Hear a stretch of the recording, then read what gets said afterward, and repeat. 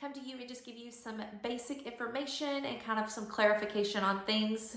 Disclaimer, this is not medical advice, recommendations, or a diagnosis. This does not take the place of a well-child check or a sick visit. If you have any questions, please see your healthcare provider. So here recently, I've seen this a lot. I have seen where parents with babies, newborn to like 4 months, are jumping from provider to provider, even within our group, which if you see any of us, we have information on all your records in our group specifically, but I also get people from other groups who are coming in and they're just not satisfied.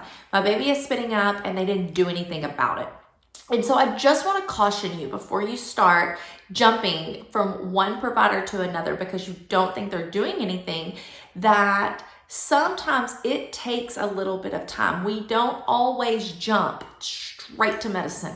Even though you as a parent think that that is what is needed, every medication we give your child has a side effect. They all do. And so if it is a prescription medicine, it's going to have a side effect. So we don't always jump straight to that. We really like to try some more, some different efforts. I'll take spitting up for an example. We like to try the change of formula. We like to try to let them get a little bit stronger because we know their physiology and we know in 2 months where they're going to be. I understand, for this circumstance especially, it is a pain when you're having to change their clothes and your clothes all day long. And as long as they're gaining weight, like we have parameters that we look for, and as long as those things are being met, we have a certain way to prioritize care.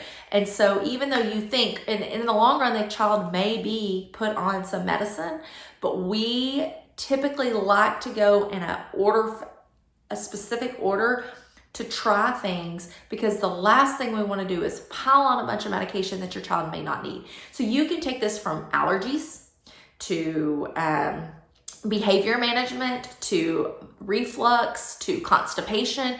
There are just trial and error things that we really like to work through before we jump straight to medicine. So I just want to give that little bit of a tidbit. And if, and I'm not saying that if you're not satisfied with your healthcare provider, if you don't think that they're helping you in any way, that you should stay there and be unhappy.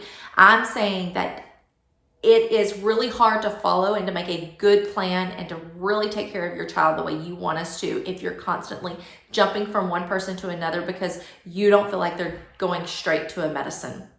I hope this helps.